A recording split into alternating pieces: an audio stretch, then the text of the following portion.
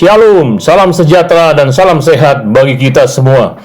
Berjumpa kembali dalam Setetes Embun Pagi, episode 161 dengan tema pencitraan.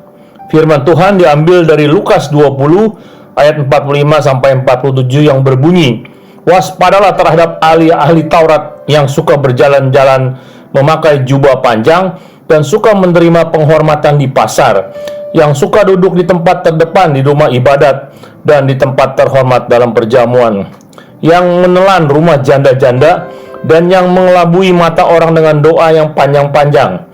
Mereka itu pasti akan menerima hukuman yang lebih berat."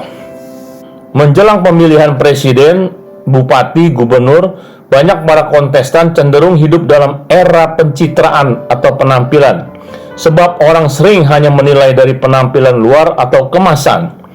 Yang penting dikemas dengan bagus, soal isi masalah lain, dan inilah yang membuat orang sering menjadi kecewa karena antara isi dan kemasan berbanding terbalik.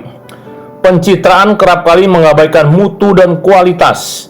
Kalau ini menyangkut seorang tokoh, maka pencitraan sering berbeda dengan karakter asli dari yang bersangkutan. Ahli Taurat adalah orang-orang yang memiliki jabatan dan kedudukan penting di dalam masyarakat, karena mereka adalah orang yang mengerti hukum Taurat dan sebagai pengajar yang seharusnya berkarakter seperti apa yang diajarkannya. Kenyataannya, mereka adalah para penentang Yesus dan firman-Nya. Untuk itu Yesus menasihatkan para murid-murid mewaspadai mereka dan jangan seperti mereka. Tuhan Yesus mengatakan bahwa orang tersebut akan menerima hukuman yang lebih berat.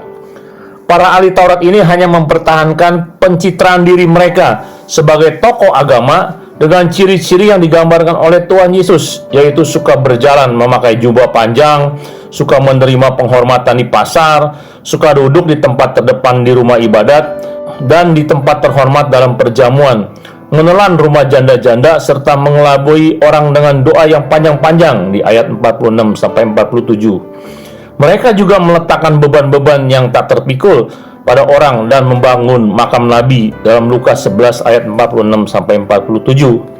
Adalah istilah jarkoni yang artinya yang ngajar, ya yang lakoni atau praktekan, sehingga mereka hidup tulus dan jujur.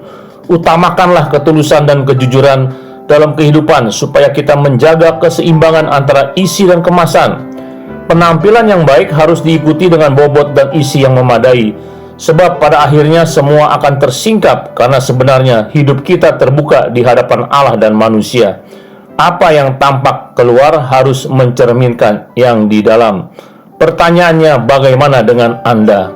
Tuhan Yesus memberkati. Mari kita berdoa. Terima kasih Tuhan, ajarkan kami untuk tidak munafik atau pencitraan diri di dalam kehidupan rohani kami, supaya kami jujur dan tulus antara hati kami dan perbuatan kami.